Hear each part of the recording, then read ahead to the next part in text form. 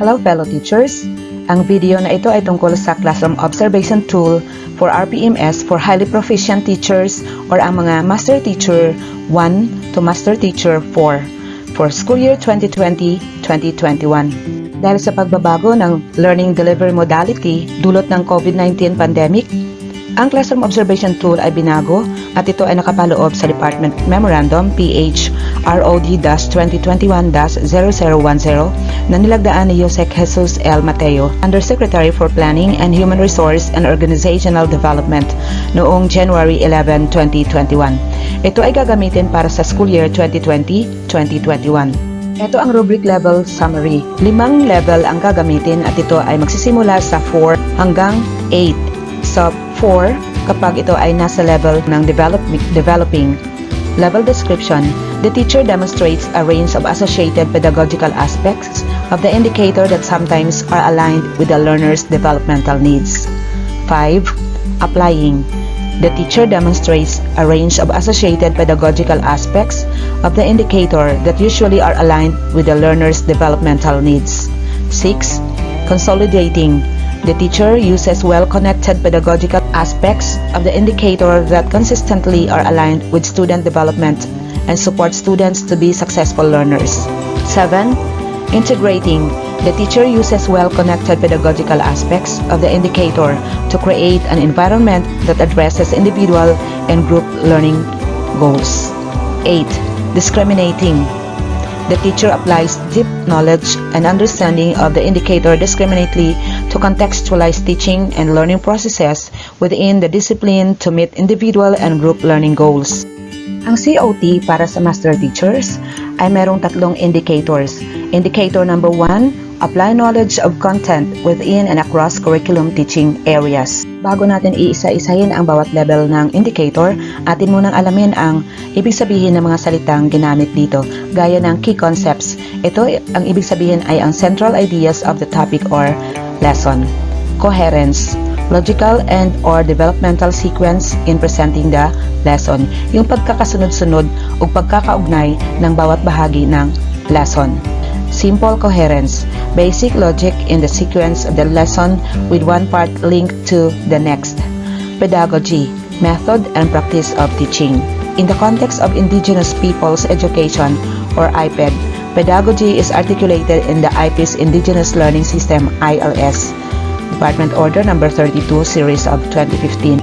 Accurate knowledge, error-free content, in-depth knowledge, foundational knowledge and finer details within the curriculum teaching area. Broad knowledge, knowledge across curriculum teaching area. High-level knowledge, accurate, in-depth, and broad knowledge within and across curriculum teaching areas. Level 4 sa indicator number 1, si Master Teacher kapag siya ay nagpapakita ng wastong kaalaman ng mga mahalagang konsepto sa pamamagitan ng paglalahad ng leksyon at sa mga kasagutan ng mga tanong at komento ng mga mag-aaral. The teacher clearly explains concepts and makes no content errors.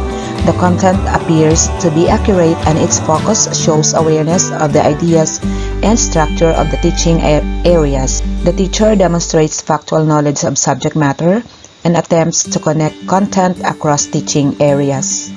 Level 5 naman ang makukuha ni Master Teacher kapag siya ay nagpapakita ng wasto at malalim na kaalaman sa karamihan ng mga konsepto sa paglalahad ng leksyon, sa mga kasagutan ng mga tanong at mga komento ng mga mag-aaral. The teacher displays comprehensive understanding of the concepts and structure of the teaching area. The teacher presents conceptual knowledge of the subject and makes connection within the teaching area.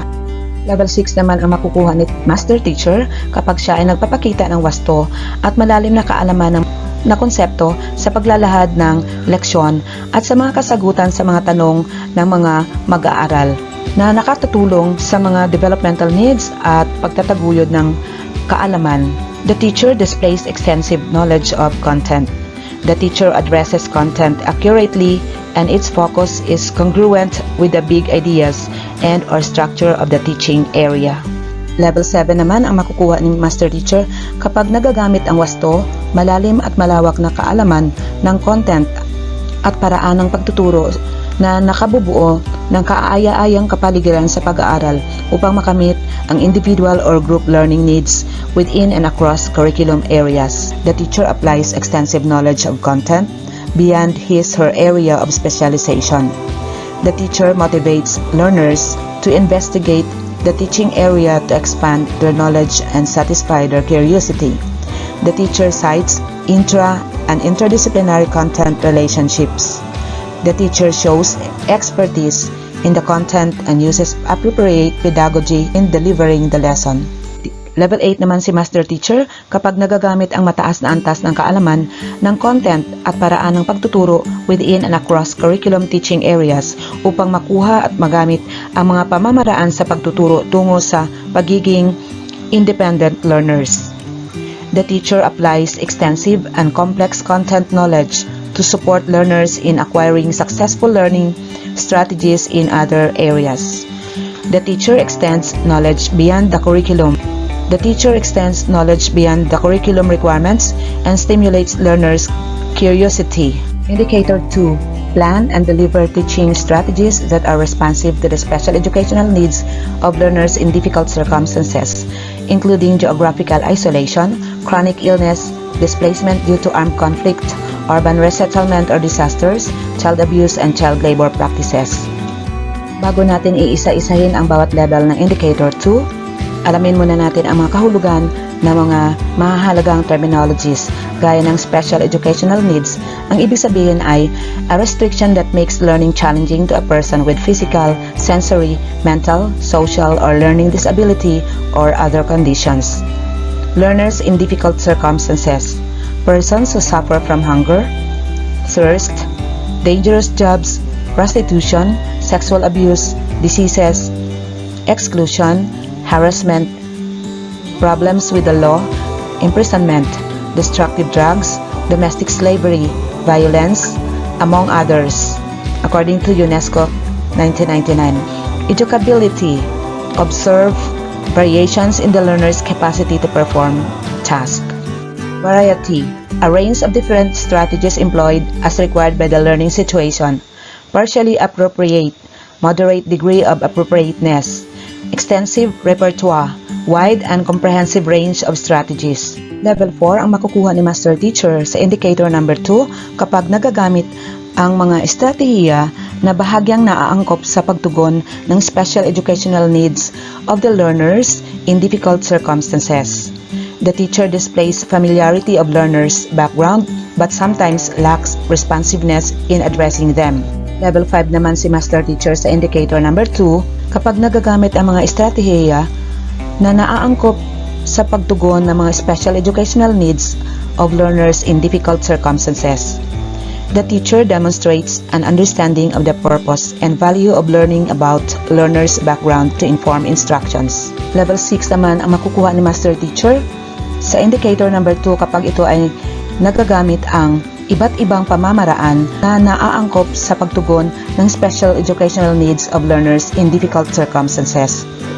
The teacher provides a thoughtful and appropriate instructional adaptation for individual learner needs. The adaptation of instruction is realistic and effective. The teacher provides diverse learners with opportunities to actively engage in various learning activities. Level 7 naman sa Indicator number 2 si Master Teacher kapag nagagamit ang malawak at komprehensibong saklaw na estratehiya upang makabuo ng learner-centered environment na tumutugon sa special educational needs of individual and group of learners in difficult circumstances. The teacher demonstrates a wider understanding of the educability of individual learners. The teacher's instructional strategies respond to individual and group of learners' background, thus creating an environment where learners feel equally involved. Level 8 naman si Master Teacher sa Indicator number 2 kapag ito ay patuloy na nagagamit ang epektibong estratehiya para sa mga mag-aaral sa panahon ng paghihirap upang mahikayat ang mga mag-aaral na maging matagumpay na mamamayan. The teacher provides opportunities for learners to suggest ways in which instruction or lesson might be modified according to their diverse backgrounds to advance their learning and enhance their self-confidence. The teacher sustains an engaging relationship with others to make the learners competent to achieve the objectives. Indicator 3. Select, develop, organize, and use appropriate teaching and learning resources, including ICT or Information Communication Technology to address learning goals. Alamin muna natin ang mga mahahalagang punto sa indicator na ito. Teaching and learning resources. Instructional materials and resources used in the teaching and learning processes, which include 1. Curriculum guides, teacher's manual, chalkboard, whiteboard, Manila paper, cartolina, charts, manipulatives, models, flashcards, metacards, graphic organizers. Printed materials such as books, periodicals, worksheets, activity sheets.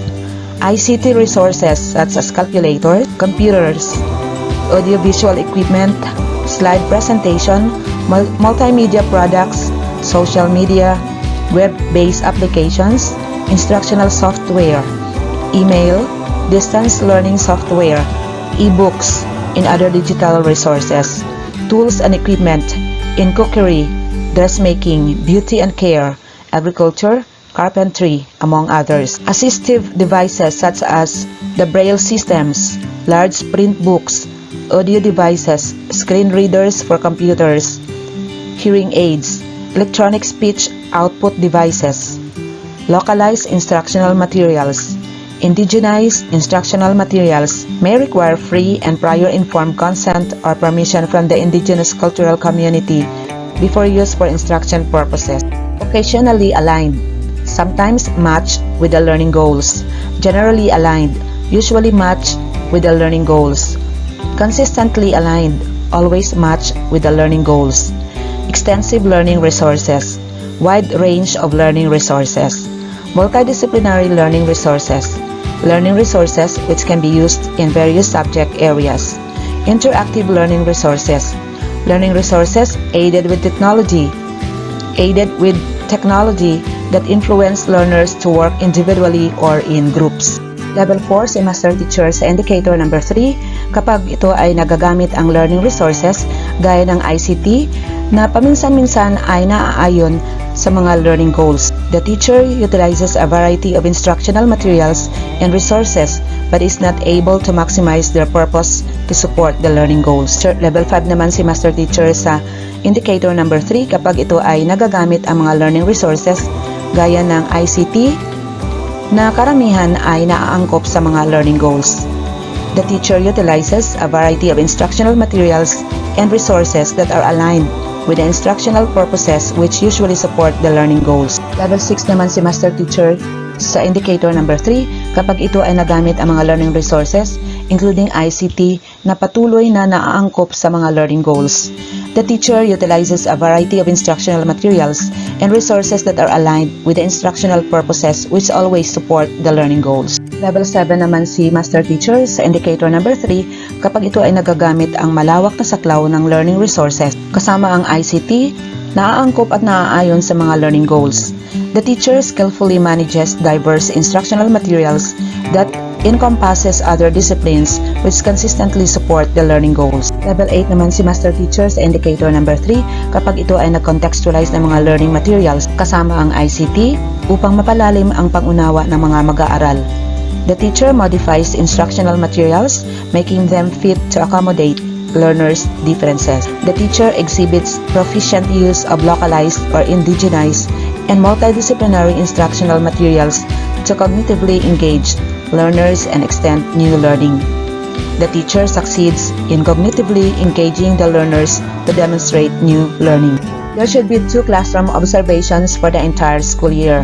Hence, ratees should submit 2 classroom observation tool or the COT rating sheets, inter-observer agreement forms as MOV for objectives that require such objectives 1, 5, and 7. The alternative classroom observations should follow this time frame. Classroom observation 1 between January and March 2021.